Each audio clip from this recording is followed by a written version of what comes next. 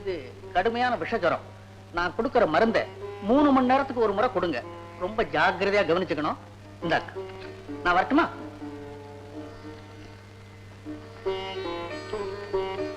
வந்ததுக்கு ரொம்ப நன்றி. அவ்வளவுதானா? அந்த மருந்துக்கு மட்டுமாவது பாத்தீங்களா? மறுபடியும் வேதாளம் முருங்க மரம் ஏறுதே இங்கேயே. ஐயோ வேண்டாம் வேண்டாம், நான் வரேன். வரட்டுமா? வடிவு, இந்த மருந்து முறையான வழியில வந்திருக்காதுன்னு நான் அப்பவே நினைச்சேன். அதனால நடிப்போ ஆபத்துக்கு ஒண்ணும் பாவம் இல்ல. முதல்ல உங்க அப்பாவுக்கு மருந்து கொடு. இல்ல, இந்த மருந்து எங்க அப்பாவோட ரத்தத்துல கலக்குறதே தப்பு. இது நான் கொடுக்க மாட்டேன். இப்படி ஒரு வெக்கம் கெட்ட வேலை செஞ்சு அவரை பழிக்க வைக்கணும்னு அவசியம் இல்லை. வள்ளி, நடந்ததை மறந்துட்டு பேசாத. உன்னால இது முடியாம தானே தற்கொலை பண்ணிக்கிட்டு சாக போன. அப்போ சாகிறது மேல நினைச்சேனே தவிர இப்படி ஒரு கேவலமான வழியில போகணும்னு நான் நினைக்கவே இல்லை. இதுல என்னடி கேவலம் ஆகுது? வழி வழியா பரம்பரையா மனுஷனுக்கு இருக்கிற பலவீனத்தை சுட்டி காட்டி பயமுறுத்துறேன். இதுல என்னடி தப்பு? இதுதான் பெரிய தப்பு. கோயில் மாடத்தில் இருக்கிற கிளி கோழி குஞ்சு கொத்தி சித்திரவதை செஞ்சா என்ன அர்த்தம்? கிளி அப்படி கொத்துமா? கொத்துதே. மரத்துல பழுத்த கனியை மட்டுமே சாப்பிட்டு வாழ வேண்டிய கிளி மாம்சம் கேட்டா உலகத்துல தர்மம் அழிஞ்சு போச்சுன்னு தானே அர்த்தம். வள்ளி, வடிவு, ஒரு சாதாரண பறவைக்கே இதுதான் தர்மம்னு ஒரு வழி இருக்கு, முறை இருக்கு. ஆனா நமக்கு நீ கொண்டு வந்தது மருந்தல்ல, விஷம். நீ உலகம் புரியாம பேச. நீயும் தானே அந்த டாக்டரை கெஞ்சி கூப்பிட்ட. வந்தானா? நான் மானத்தை மையமா வச்சு அவனை பயமுறுத்தினேன். உடனே ஓடியாந்தான். ஒவ்வொரு மனுஷனும் பயமுறுத்திதான் வாழணுங்கிற அவசியம் வந்தா அந்த நிமிஷமே இந்த பூமி காணாம போயிடும்டி. போடி, பொழைக்க தெரியாதவன். அப்பனை படுக்கையில போட்டுட்டு தர்க்கம் பண்ணிக்கிட்டு நிக்கிறியே, முதல்ல போய் மருந்து கொடு. இல்ல, இந்த மருந்தை எங்க அப்பாவுக்கு கொடுக்க மாட்டேன். அப்படி நான் கொடுக்கணும்னா இந்த மாதிரி போக்கிரி வாழ்க்கை வாழ மாட்டேன்னு நீ எனக்கு சத்தியம் செஞ்சு கொடு. என்னது? நான் சத்தியம் பண்ணி கொடுக்கணுமா? உங்க அப்பனை பழைக்க வைக்கிறதுக்கு நான் ஏண்டி நெருப்புல நிக்கணும்? நான் கொண்டாந்த மருந்த விஷம்னு சொல்ற அளவுக்கு நான் ஒண்ணும் தப்பு பண்ணல. இனிமே நீ சத்தியமே பேசி உங்க அப்பாவை பழைக்க வை, பார்க்கலாம். வடிவு, வடிவு.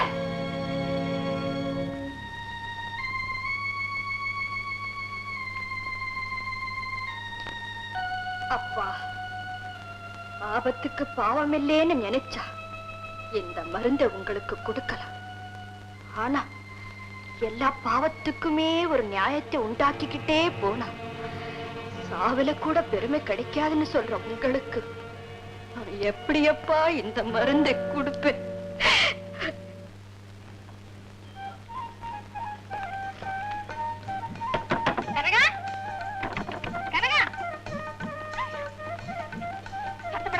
என்னடி இதெல்லாம்?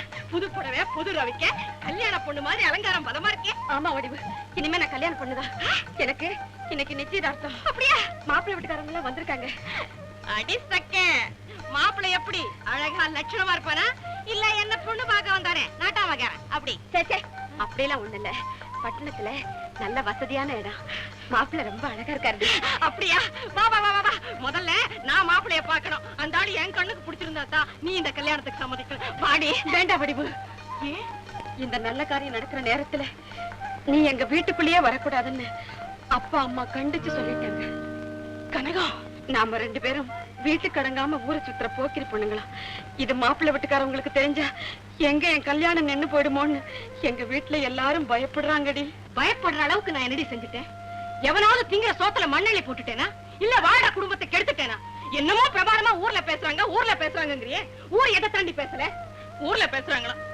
சரி, மத்தவங்க என்ன பார்த்து பயப்பட்டாலும் நீ பயப்படலாமா? என்ன பத்தி உனக்கு தெரியாது, என் குணம் உனக்கு புரியாது. ஆத்திரப்படாத வடிவு.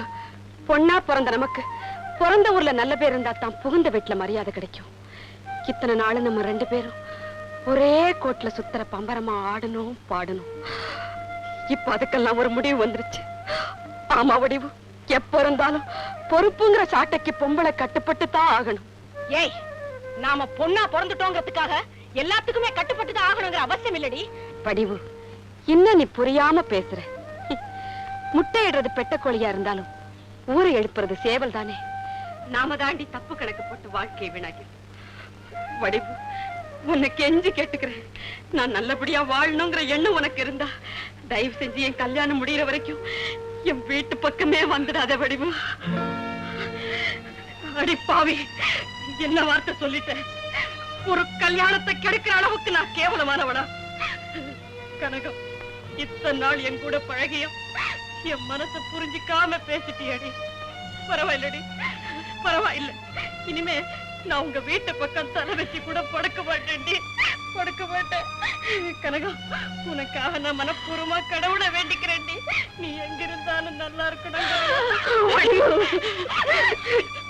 போயிட்டு வாடி, போயிட்டு வா. நீ என் கூட பேசுறது யாராவது பாத்துட்டு போறாங்க. போயிட்டு வாடி, போயிட்டு வாடி.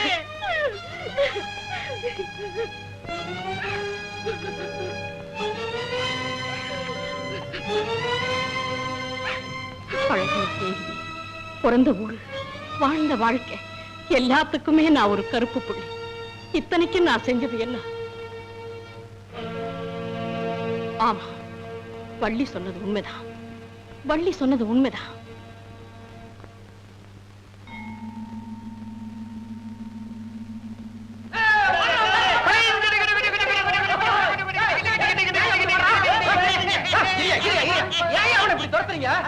எப்படி ஆயிட்டா? ஆமா, பின்ன பைத்தியம் பிடிச்சவன் எப்படி ஆவான்? பைத்தியமா? ஆமா, யாரோ இவனை ஏமாத்தி மாந்தோப்பில் இருந்த மாங்காய் எல்லாம் கொள்ளை எடுத்துட்டாங்க. நாட்டாமக்கார தோப்பாச்சு சும்மா விடுவாரா? அபராத்தியம் வாங்கிக்கிட்டு வேலையை முடிய நீக்கி விட்டான். இல்ல பண்ணுவான், அண்ணன் இருந்து பைத்தியமா அலையறான். ஐயோ பாவம். மாமி, ஓதுவார் வீட்டுல ஏன் இவ்வளவு கூட்டம்? காத்தால அந்த ஓதுவார் செத்துட்டார். செத்துட்டாரா? ஆமடி பொண்ணு, இந்த வள்ளி இருக்காளே, புரியாதவ. உன் நாட்டம் புத்திசாலியா இருந்தா அவ அப்பா செத்து இருக்க மாட்டார். இனிமே என்ன செய்ய போறாளோ? இந்த மாதிரி போக்கிரி வாழ்க்கை வாழ மாட்டேன்னு நீ எனக்கு சத்தியம் செஞ்சு கொடு. என்னது? நான் சத்தியம் பண்ணி கொடுக்கணுமா? உங்க அப்பனை பழைக்க வைக்கிறதுக்கு நான் ஏண்டி நெருப்புல நிக்கணும்? இனிமே நீ சத்தியமே பேசி உங்க அப்பாவை பழைக்க வை, பார்க்கலாம். கவிஞர் பொன்னம்பலம் இன்னைக்கு ஒரு கவிதை அனுப்பிச்சிருக்காருங்க. அதை கிழிச்சு குப்பை தொட்டியில போட்டு. குப்பை தொட்டியில போடாதீங்க, நானே வந்திருக்கேன், தலையில போடுங்க. அது போடு, ரெண்டு ஒண்ணுதான். எங்க அப்ப என் தலை குப்பை தொட்டியா? ஆமா ஆமா. என்ன பத்தி நானே பெருமையா சொல்லிக்க கூடாது. தமிழ் தாய் தன்னை அலங்கரிச்சுக்கணுங்கிறதுக்காகவே என்ன படைச்சிருக்காங்கன்னு நான் நினைக்கிறேன். தமிழ் தாய்க்கு நீ என்ன மூக்குத்தியா தோட அலங்காரம் பண்ணிக்கிறதுக்கு? என்ன எப்படி சொல்லிட்டீங்க? அப்ப எனக்கு கவிதையே எழுத வராதா? எழுத வராது இல்லடா, கவிதைன்னா உனக்கு என்னன்னே தெரியாதுன்னு நினைக்கிறேன். அடுத்தவங்க எழுதுனா அதை காப்பி அடிப்ப. நீ ஒரு காப்பி பையன். காப்பியா? என்னங்க இது? எப்ப பார்த்தாலும் காப்பி காப்பிதான் சொல்லிட்டு இருக்கீங்க. எப்ப பார்த்தாலும் நான் சொல்றேன், உன்னை பார்த்தா தான் சொல்றேன். ஓஹோ. ஏங்க உங்க பையன் பாக்குறதுக்கு எப்படி இருக்கான்? என் பையன் என்ன மாதிரிதான் இருப்பான். என்ன மாதிரி இருந்தா உங்க குடும்பத்துல தகராறு தானே? எதுக்கு எதை சொல்ற? இல்லீங்க, காப்பி இருக்கணும்ன்ற. இப்ப நம்ம ரவீந்திரநாத் தாகூர் இருக்காரா? என்னடா கூட படிச்சவர் மாதிரி சொல்ற? அவர் கூட படிச்சிருந்தா நான் ஏன் உங்களை காப்பி அடிக்கிறேன்? தாகூருடைய மறு பிறவிதான் சுப்பிரமணிய பாரதின்னு சொல்றேன். திலகர் இருக்காரு, அவருடைய நேர் காப்பி தாங்க வ.உ.சி. ராமகிருஷ்ண பரமஹம்சர் அவருடைய காப்பி தான் ராமலிங்க சுவாமிகள். காந்தியோட காப்பிகள் தான் திருவிக்கா. அம்பரவாளருடைய காப்பி தான் இந்த பொன்னம்பலம். வேண்டாம், என்ன காப்பி அடிக்கிறதுன்னு தீர்மானம் பண்ணிட்டியா? எனக்கு வேற வழி இல்ல. வழியே இல்லையா? என்ன கவிங்கன்னா கல்லூரி மங்கானா அழுகுறானே. என்ன என்னங்க பட சொல்றீங்க? அழகான பாட்டு நான் ஒண்ணு எழுதி இருக்கிறேன். சின்னஞ்சேரு கிளிய பொன்னம்மா செல்ல கணஞ்சியம்மா பொன்னம்மா. எப்படிங்க?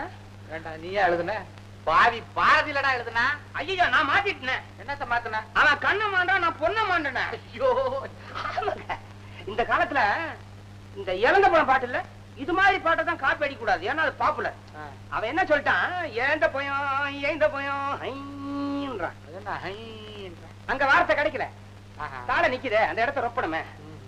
ஏங்க தெரியாம கேக்குறேன், இப்ப நீங்க எழுதுனத எவன் படிக்கிறான்றீங்க? நான் ஒருத்தன் படிச்சிருக்கிறேன் பொழப்புக்காக. ஜனங்க ரொம்ப மாறிட்டாங்க. புஸ்தகத்தையே படிக்கிறது இல்ல, செவத்துல எழுதுனது, தார் ரோட்ல எழுதுனது, இதைத்தான் படிக்கிறான். மிஞ்சி போச்சுன்னா ரகசிய தபால், லவ் லெட்டர், இதைத்தாங்க உடைக்கிறான். பாருங்க, சும்மா அடம் பிடிக்காதீங்க. என் கவிதை உங்க பத்திரிகையில போட போறீங்களா இல்லையா? என் பத்திரிகை ஏதோ சுமாரா ஓடிக்கிட்டு இருக்கு. உன் கவிதையை போட்டு அதை நிறுத்தணும்ன்றியா? இருக்கட்டுமே, நின்னா என்ன வேற பத்திரிகை ஆரம்பிக்கிறது? இன்னொன்னு ஆரம்பிக்க முடியாது. இந்த திருடுறது திருடுற, பெரிய இடமா பாத்துடுற. பெரிய இடத்துல திருட்டா? மாடி ஏரியா திருட சொல்றேன். எழுத்த கம்பன், காளமேகம், ஒட்டக்கூத்தன், புகழேந்தி, வள்ளுவ, எத்தனை பேர் இருக்கான்? நல்ல யோசனைங்க. கம்பன், காளமேகன், புகழேந்தி, வள்ளுவர் அடிக்க கூடாதுங்க. பஸ் எல்லாம் எழுதிருக்காங்க, எல்லாரும் படிச்சிருப்பாங்க, தெரிஞ்சு போவோம். என்னங்க பெரிய கம்ப சூத்திரமா? நம்மளே கற்பனை பண்ணி எழுதலாம். தமிழ் எங்க இருந்து வருதுன்றீங்க? கோதாவரியில இருந்து வரல, கங்கையில இருந்து வரல, உங்ககிட்ட இருந்து வருதா? இல்லீங்க, நம்ம யார்கிட்ட இருந்துமே வரல. தமிழ் அதுல இருந்து வருது. திருப்பி திருப்பி சொல்லி பாருங்க. அமிழுது அமிழுது அமிழுது அமிழுது அமிழுது. என்ன எழுதியிருக்க? அதேதாங்க விலாவரியா விளக்கமா எழுதியிருக்கேன். இதுவும் பாரதிதாசன் காப்பி தான். ஐயோ என்னடா என்னடா கிழிச்சிட்டீங்க? இருக்கிறது ஒண்ணுதான், இல்லாத ஒண்ணுதான். நீ போய் நான் சொன்னவங்களை பாரு. இந்த கம்பன் காணமாக ஒட்ட குத்தம் புகழந்தி ஏதாவது கடைக்கு போட. ஆமா வசமா மாட்டலாங்க, நான் விட போறதில்ல. இன்னொருத்தங்கிட்ட வாங்கி வச்சிருக்க, இதை தூக்கிட்டு போற நீங்களுமா? அடே போ. ஐயோ இவர்கிட்ட ஜாக்கிரதையா இருக்கணும் போல இருக்கே. அதை கையில ஆண்டு தூக்கிட்டு ஓடுறான். வருது. இந்த படத்தை அரிசி முட்டையில புதைச்சு வை, காசு கேட்டா காரையில இருந்து போனியே ஆகுதுன்னு சொல்லு. என்னடா திருட்டு மொழி? தள்ளிக்காரே, இந்த சீட்ல இருக்கிற மளிகை சாமான கொஞ்சம் போடு.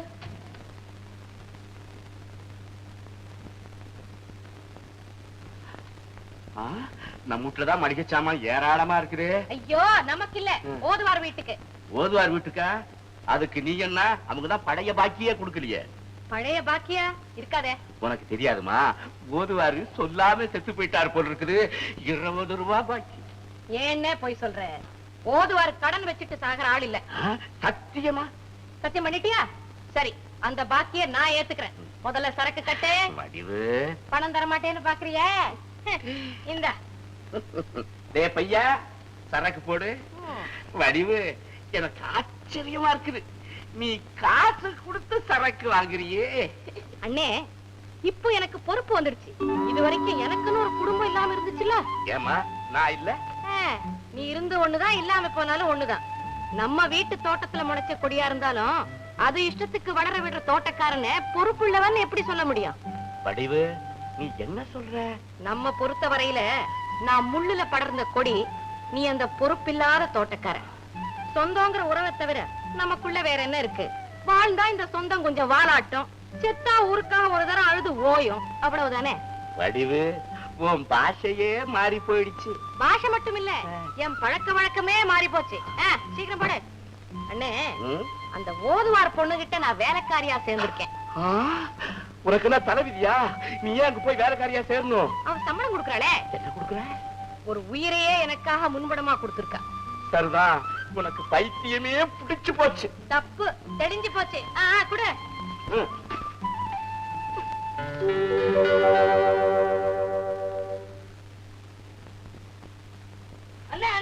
ஐயோ ஐயோ ஐயோ, ஏண்டா ஏண்டா? உங்க தங்கச்சியை கூப்பிடுங்கண்ணே. ஏண்டா ஏண்டா ஏண்டா? கொடுத்த பணத்தை அரிசி மூட்டையில ஒளிச்சு வச்சேன்னா மறந்துட்டு அதோட சேர்த்து அளந்து போட்டுட்டேன். பாவி, 50 ரூபாய் போச்சு, 50 ரூபாய் போச்சு. நான் என்னென்ன பண்ணுவேன்? நீங்க ஓதுவார் 20 ரூபாய் தரணும் போய் சத்தியம் பண்ணீங்களா? அதனாலதான் கடவுள அபராதம் போட்டுட்டார் உங்களுக்கு. எனக்காக ஒரு காரியம் செய்வியா? என்னது? அன்னைக்கு ஒரு நாள் சொன்னியே எனக்கு பொண்ணு பார்த்து கட்டி வைக்கிறேன்னு, ஞாபகம் இருக்குதா? ஆமா. இப்ப நானு எனக்கு ஒரு பொண்ணு பாத்துக்கிட்டேன். யார் என்னது? அதுதான் நம்ம வள்ளி. ரொம்ப நாளா எனக்கு ஆசை அவளை கட்டிக்கணும்னு. அண்ணே, வள்ளி இந்த மனைக்கு வந்தா இது கோயில் ஆயிடும். ஆனா அதுக்கு தெய்வ சம்மதம் வேணுமே. அதுக்காகத்தான உன்கிட்ட சொல்லி அனுப்புறேன் தங்கச்சி. முயற்சி பண்ணி பாக்குறேன். முடிச்சு வைக்கிறேன்னு சொல்லு. அண்ணே, நான் பழைய வடிவா இருந்தா அவ சம்மதிக்கலைன்னாலும் உன் கையில ஒரு தாலியை கொடுத்து அவ கழுத்துல கட்டுன்னு முன்ன நிப்பேன்.